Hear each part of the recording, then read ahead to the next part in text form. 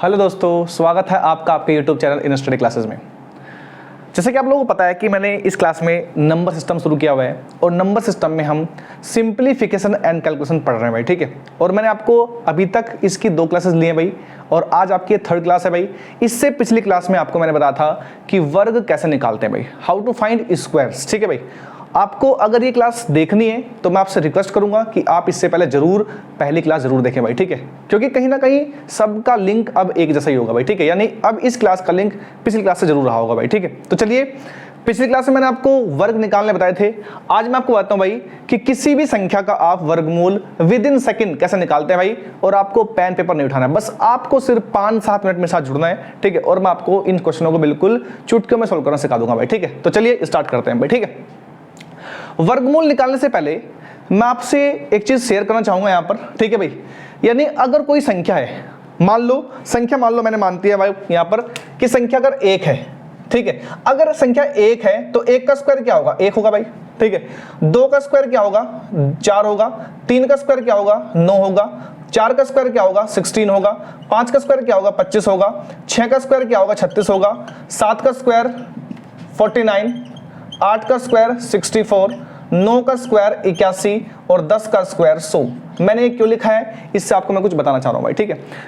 पहली बात तो अगर इस चैप्टर में आपको वर्गमूल निकालना है भाई, if you want to find square root, अगर आपको वर्गमूल निकालना है तो ध्यान रखना वर्गमूल हमेशा उसी नंबर का निकलेगा जो अपने आप में पूर्ण वर्ग संख्या हो, जो अपने आप में परफेक्ट स्क्वायर नंबर हो। वर्गमूल आपको उसी का निकालना है भाई, ठीक है। तो चलिए, अब आप लोग एक चीज देख रहे होंगे भाई, 1 का वर्ग करो चाहे आप 9 का वर्ग करो, यानी किसी भी संख्या के अंत में अगर 1 है या किसी भी संख्या के अंत में अगर 9 है, अगर आप उसका वर्ग करोगे तो उसके वर्ग का अंतिम अंक हमेशा 1 होगा। यानी किसी भी संख्या का अगर इकाई अंक 1 या 9 है तो उसके वर्ग का इकाई अंक हमेशा 1 होगा भाई, ठीक है। ऐसे ही किसी संख्या के इकाई अंक अगर 2 और 8 है, मैं आपको दिखा देता हूं भाई, 2 है या तो 2 होगा या फिर 8 होगा, तो ध्यान रखो भाई इसका अंतिम अंक इकाई अंक हमेशा क्या होगा? 4 होगा, ठीक है। अगर 3 और 7 है तो देखिए भाई 3 और अगर 7 है तो इकाई का अंक हमेशा क्या होगा? आपका 9 होगा। मैंने यहां पे लिख दिया भाई, ठीक है। अगर 4 और 6 है तो देखो ध्यान से भाई, 4 और 6 अगर है तो इकाई अंक हमेशा आपका वर्ग का 6 होगा। अगर 5 है तो इकाई अंक हमेशा 5 होगा। और अगर 0 है तो 0 का इकाई अंक हमेशा क्या होगा? 0 ही होगा भाई, ठीक है। तो बस आपको ये बातें ध्यान रखनी है, रटनी नहीं है बातें ये, ठीक है। अगर आप कहोगे सर ये हमारे कैसे याद रहेंगे भाई, तो देखो जस्ट सोच लो, अगर 1 है तो 1 का वर्ग 1 होगा, अगर 9 है तो 9 का वर्ग आपका 81 होगा, मतलब 1 होगा भाई, ठीक है। यानी 1 और 9 में 1 होगा, 2 और 8 में 4 होगा, 3 और 7 में 9 होगा, 4 और 6 में आपका 6 होगा, 5 में 5 होगा, ठीक है। तो आइए अब हम देरी ना करते हुए सीधा क्वेश्चन पे आते हैं भाई, ठीक है। तो चलिए, अगर मैं पहला क्वेश्चन लेता हूं भाई तो बिल्कुल सिंपल मेथड है, बिल्कुल सिंपल, ठीक है। सबसे पहले तो आप देखो, यानी ये संख्या का आपको वर्गमूल निकालना है। वर्गमूल कब निकलेगा? वर्गमूल तब निकलेगा अगर ये संख्या आपकी पूर्ण वर्ग है तो, ठीक है। तो आप मुझे बताइए, क्या ये संख्या पूर्ण वर्ग है क्या? ठीक है, तो आप कह दोगे बिल्कुल ये संख्या पूर्ण वर्ग है, तभी इसका वर्गमूल निकलेगा भाई, ठीक है। समझ गए ना? आपको ये मान लेना है कि पूर्ण वर्ग है, ठीक है। तो आप मुझे बताओ, ये संख्या पूर्ण वर्ग है यानी किसी ना किसी संख्या का वर्ग है, यानी किसी संख्या के वर्ग के अंत में अगर 9 है तो देखो, वर्ग के अंत में अगर 9 है तो 9 केवल तभी होगा अगर संख्या के अंत में या तो 3 है या 7 है। तो संख्या के अंत में 3 या 7 होना चाहिए भाई, ठीक है। संख्या जो भी होगी उसके अंत में तो 3 होगा या 7 होगा, यानी 3 और 7 अगर है तभी 9 आएगा भाई, ठीक है। अब आपको लास्ट के 2 डिजिट इग्नोर करने हैं भाई, you have to ignore last 2 digit, ठीक है। अब मुझे बताइए 53, 53 से जस्ट छोटा पूर्ण वर्ग संख्या कौन सी है? तो आप कह दोगे जी 49 है, 49 है। और 49 का वर्गमूल क्या होता है भाई? 7 होता है। तो बस यहां पर लगा दो आप 7, ठीक है भाई। तो उम्मीद करता हूं आप लोगों को समझ में आ गई। यानी इस संख्या का वर्गमूल या तो 73 है या 77 है। अब इनमें से कौन सा है? दिक्कत ये भी है। तो करना क्या है, जो आपने 7 लगाया है इसकी गुना आपको इससे अगले नंबर में करनी है। 7 गुना 8 करेंगे, आएगा 56। अब आपको देखना है कि ये जो नंबर है, जो आपने दो डिजिट आपने इग्नोर करिए भाई, इसके बाद जो बचा नंबर है, क्या ये 56 से बड़ा है? नहीं, ये नंबर आपका 56 से छोटा है। अगर छोटा है तो उत्तर आपका छोटे वाला होगा भाई, ठीक है। उम्मीद करता हूं आप लोगों को ये बात समझ आई होगी। एक बार रिपीट करके जरूर देखेगा। चलो अब आता हूं मैं क्वेश्चन नंबर 2 पे। एक बार पहले इसको आप रिपीट करके जरूर देखेगा भाई, ठीक है।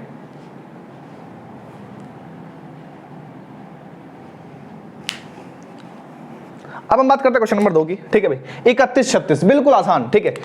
अंत में अगर 6 है, देखो अंत में संख्या के वर्ग के अंत में अगर 6 है तो संख्या के अंत में या तो 4 होगा या 6 होगा, अब तकलीफ नहीं है। अंतिम 2 अंक आपको छोड़ देने हैं भाई, ठीक है। 31 से छोटा पूर्ण वर्ग संख्या कौन सी है? 25, और 25 का वर्गमूल क्या होगा आपका? 5। तो यानी उत्तर या तो आपका 54 होगा या आपका 56 होगा। अब इनमें से उत्तर कौन सा है तो कैसे कंफर्म करेंगे? तो मैंने आपको अभी बताया है कि इस 5 जो आपने 5 लिखा है भाई, इसकी गुना इससे अगले नंबर में कर दो। तो 5 गुना 6 कितना होगा आपका? 30 होगा। ये नंबर 30 से कैसा है? बड़ा है कि छोटा है? बड़ा है, तो उत्तर आपका बड़े वाला होगा भाई, ठीक है, कोई दिक्कत? नेक्स्ट क्वेश्चन नंबर 3, देखो संख्या के वर्ग के अंत में अगर 9 है, अगर 9 है अंत में, तो या तो 3 होगा या 7 होगा, यानी या तो 3 7 में होगा या आपका 3 होगा या 7 होगा, ठीक है। लास्ट 2 डिजिट इग्नोर करो। 44 से छोटा पूर्ण वर्ग संख्या कौन सी है?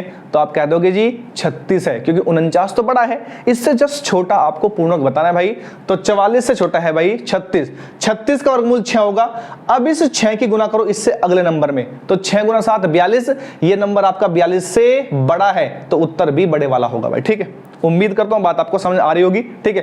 नेक्स्ट बात करते हैं 92 16। अंत में अगर 6 है, देखो अंत में अगर 6 है तो 6 केवल उसी के अंत में होगा जिसका वर्ग 4, जिसके संख्या के अंत में 4 या 6 होगा, उसी संख्या का वर्ग करने पे आपका बाद में आपका 6 आएगा भाई, ठीक है। तो चलिए चेक करते हैं भाई। अब देखो लास्ट के 2 डिजिट आपको इग्नोर करने हैं, ये सेम पैटर्न है, ठीक है।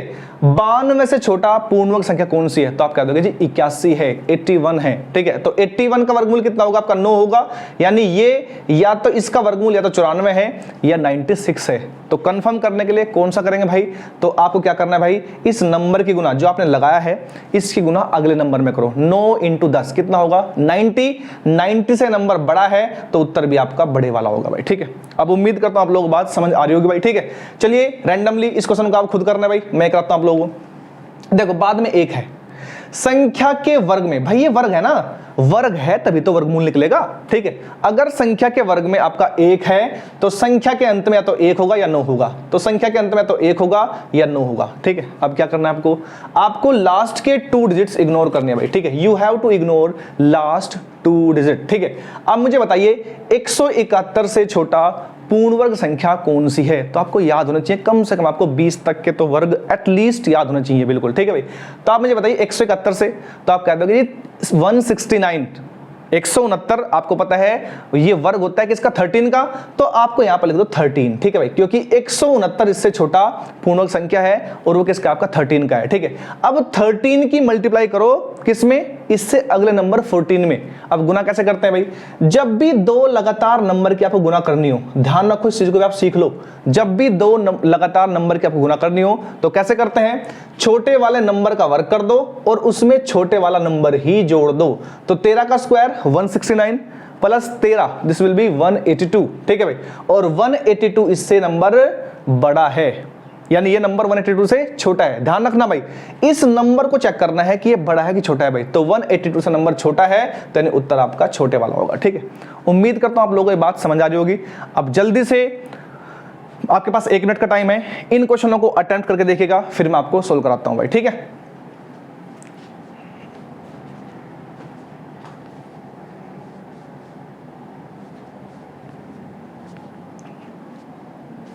चलिए भाई, अब उम्मीद करता हूं आप लोगों ने सोल्व किए होंगे। चलो एक आध क्वेश्चन और बताता हूं आपको और फिर आपको खुद अटेम्प्ट करने में, ठीक है। चलिए भाई 6 8 8 9, बाद में 9 है, बहुत जल्दी करना आपको। 9 है तो सिंपल सी बात 3 या 7 में से एक होगा, ठीक है भाई। लास्ट 2 डिजिट इग्नोर करो।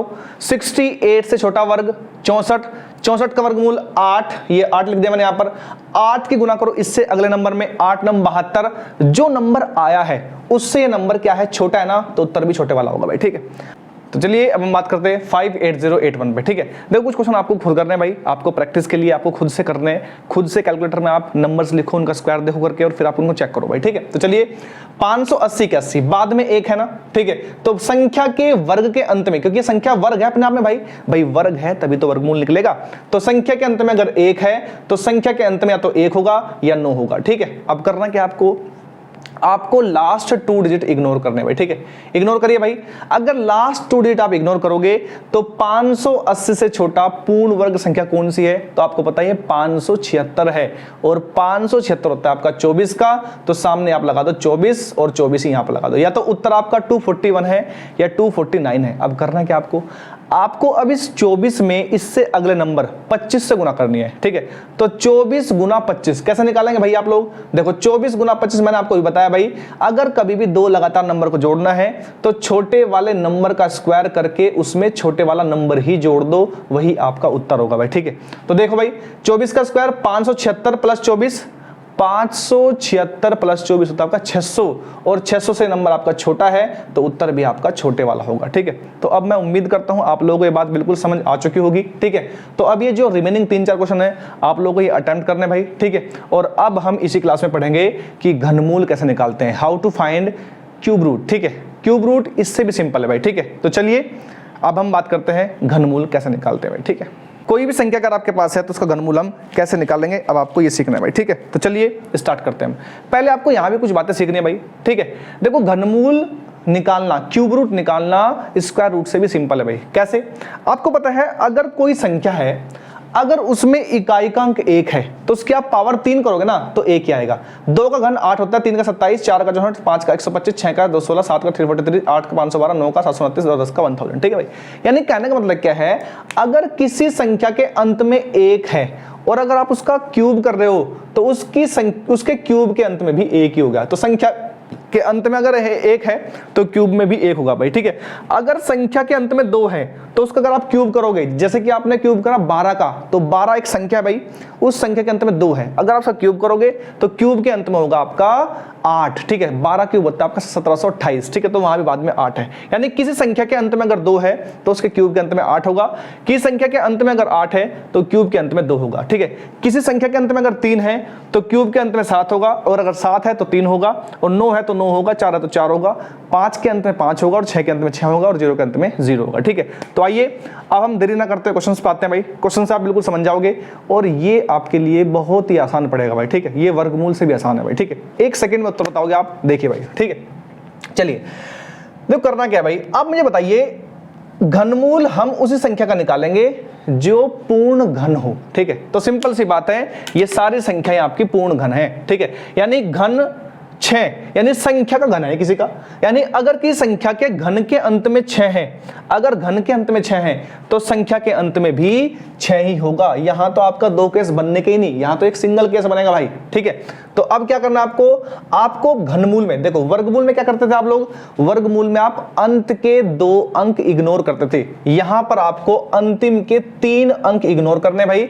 और 17 देखो, अब 17 से छोटा पूर्ण घन संख्या कौन सी है, तो देखो 3 की घन होता है 27, ये तो बड़ा हो जाएगा भाई, ठीक है।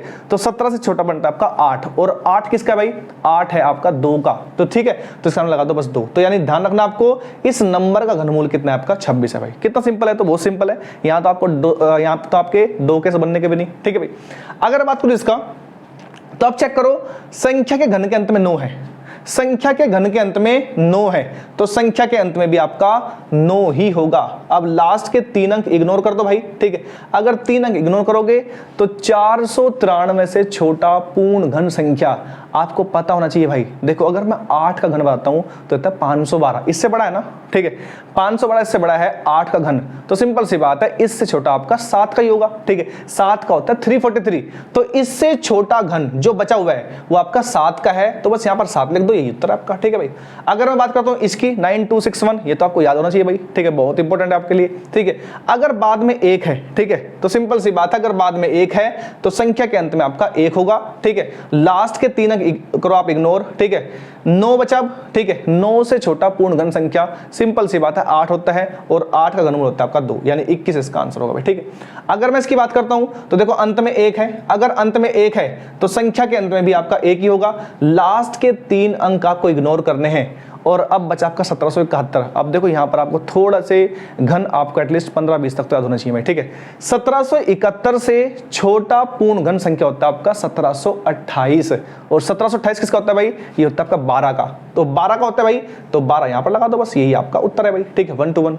अगर बात करता हूं इसकी, तो देखिए भाई अंत में 2 है, ठीक है, अंत में 2 है अगर, तो संख्या के अंत में क्या होगा भाई 8 होगा। भाई ये पूर्ण घन, ये संख्या का घन है, ये ऑलरेडी घन लिखा हुआ है भाई, ठीक है, इसका घनमूल लेना है। अगर संख्या के अंत में अगर आपका 2 है तो उस संख्या के अंत में 8 होगा। लास्ट के 3 अंक इग्नोर करो, अब बचा आपका 681। 681 से छोटा पूर्ण घन संख्या, अब एक बार याद कर लो, देखो 8 का होता है 512, 9 का होता है 729, 729 से बड़ा है, ठीक है, हमें लिखना है जस्ट छोटा, तो इससे जस्ट छोटा है आपका 512, और 512 घनमूल कितना होता है 8 होता है, यानी इसका उत्तर आपका 8 होगा, ठीक है भाई। अगर मैं बात करता हूं इस क्वेश्चन की, तो बाद में कितना भाई 3 है, अगर संख्या घन के अंत में 3 है तो संख्या के अंत में क्या होगा भाई 7 होगा। लास्ट के 3 अंक आपको इग्नोर करने हैं भाई। अब फिर से देखो 1225 किसका वर्गमूल है, ठीक है, किसका घनमूल है, सॉरी, ठीक है, किसका घन है, तो देखो 1225 से छोटा घन कौन सा होगा भाई, ठीक है, तो देखो 10 का होता है कितना, 10 का होता है 1000, 11 कितना होता है भाई, 11 कितना होता है, ध्यान दो सभी, 11 का होता है आपका 1331, ठीक है भाई। अब मुझे बताओ 11 1331 से ऊपर चला गया ना भाई, तो यानी सिंपल सी बात है, इससे छोटा आपका 1000 है, और 1000 होता है किसका 10, ठीक है भाई। तो उत्तर क्या होगा यहाँ पर 107। यहाँ तो आपके 2 केस बनने के भी नहीं, ठीक है, तो यह तो आपके लिए उससे भी आसान है, ठीक है। तो उम्मीद करता हूँ आप लोगों ने पैटर्न समझ लिया होगा, बहुत ही सिंपल है, वर्गमूल और घनमूल निकालना आपके लिए बहुत ज्यादा सिंपल है, ठीक है। तो इसको एक बार जरूर बिल्कुल आराम से शांत मन से आपको देखना है, और ये बिल्कुल आपके दिमाग में छप जाएगा भाई, ठीक है। तो चलिए आगे बढ़ते हैं। चलिए भाई अब आपके सामने 3 क्वेश्चन और हैं, आप इनको प्रैक्टिस करिएगा, ठीक है, और फिर हम इस चैप्टर में आगे बढ़ेंगे और हम बेहतरीन क्वेश्चन करेंगे भाई सिंप्लीफिकेशन के नए नए टाइप के भाई, ठीक है। तो चलिए आज की क्लास में आपके 3 क्वेश्चन और हैं, ठीक है, इनको और प्रैक्टिस करते हैं भाई, ठीक है। हालांकि तीनों एक आपके कंसेप्ट है भाई, आपको ध्यान देना है बिल्कुल, ठीक है। देखो पहला क्वेश्चन है भाई, यदि किसी संख्या के वर्ग में 16 अंक है तो उस संख्या में कितने अंक हो, बिल्कुल ध्यान समझना आपको, ठीक है भाई। इसका मतलब क्या है भाई, मान लो अगर मैं आपसे बोलता हूँ 4 है, ये एक संख्या भाई, अगर मैं इसका वर्ग करूंगा तो आएगा आपका 16। तो आप मुझे बताओ किसी संख्या का हमने वर्ग करा तो इसमें अंक कितने भाई, 2 अंक है ना भाई। तो ऐसे ही कोई संख्या है, उसके वर्ग के अंत में, मतलब उसके वर्ग में टोटल 18 अंक है, यानी 18 अंक हैं ऐसे लिखे हुए, ठीक है। तो आपको बताना है कि उस संख्या में कितने अंक हैं, ठीक है। तो देखो अगर आपको ऐसा क्वेश्चन मिलता है भाई, ठीक है, तो बहुत सिंपल है, यहाँ आपको एक कंसेप्ट ध्यान रखना भाई, ठीक है। अगर किसी संख्या के अंत में आपके 18 अंक हैं, कितने भी अंक हो, या तो वो सम होगा या विषम होगा, ठीक है।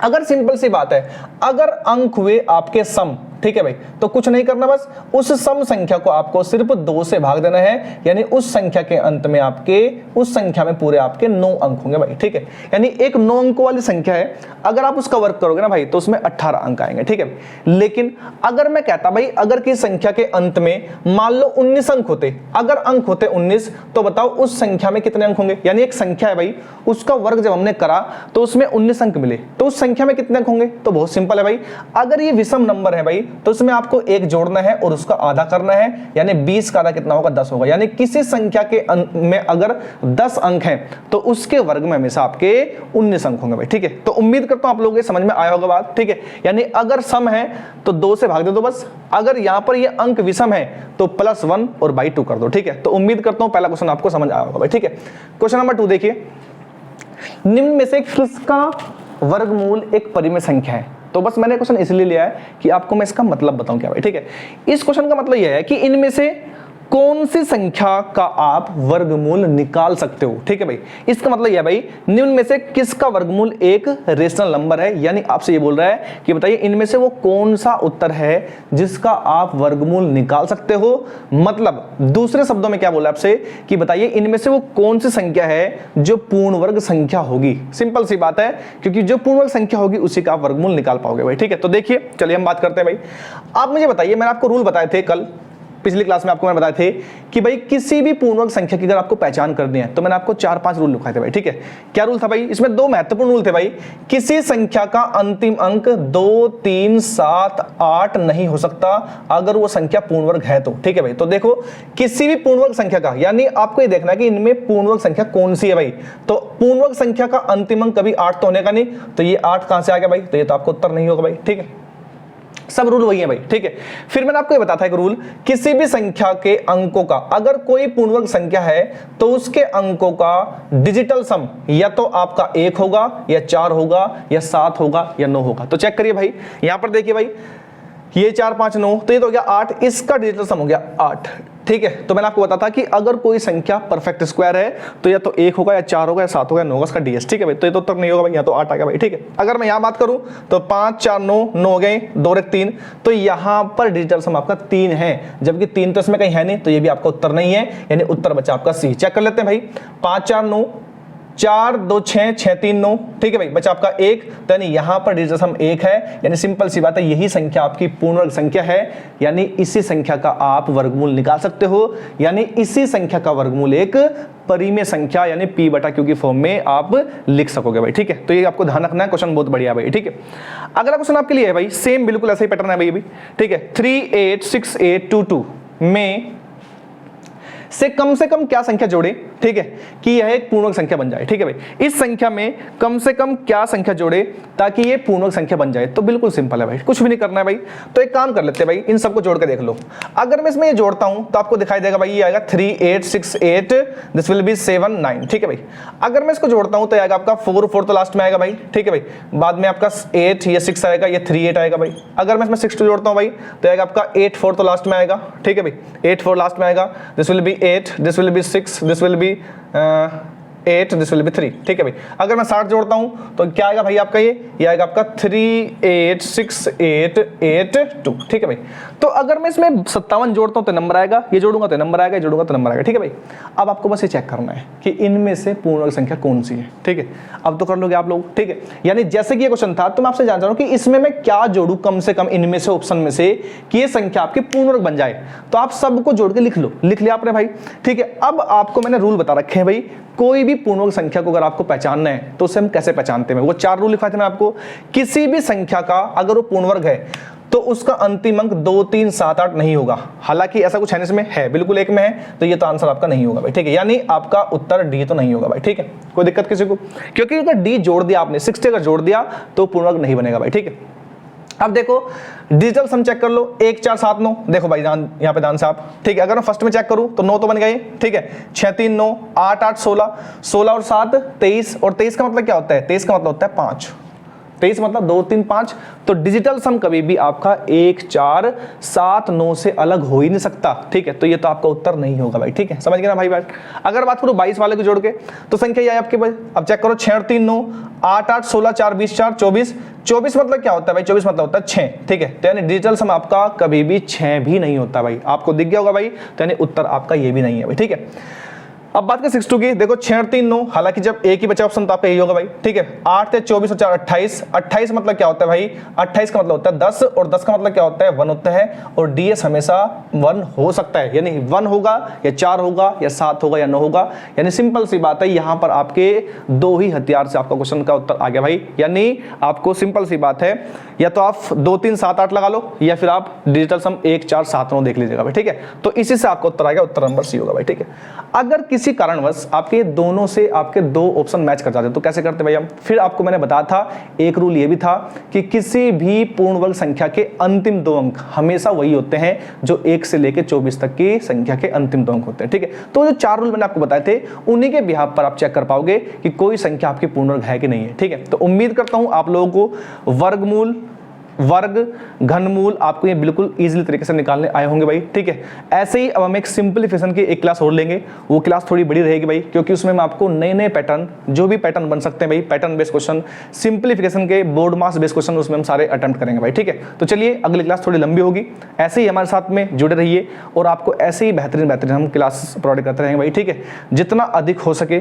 इसे अपने दोस्तों के साथ, अपने रिलेटिव के साथ में शेयर करिए। ठीक है, आपके द्वारा किया गया शेयर ही हमारे लिए मोटिवेशन काम करेगा भाई। ठीक है, तो चलिए आज के लिए दोस्तों इतना रखते हैं भाई। जय हिंद, धन्यवाद।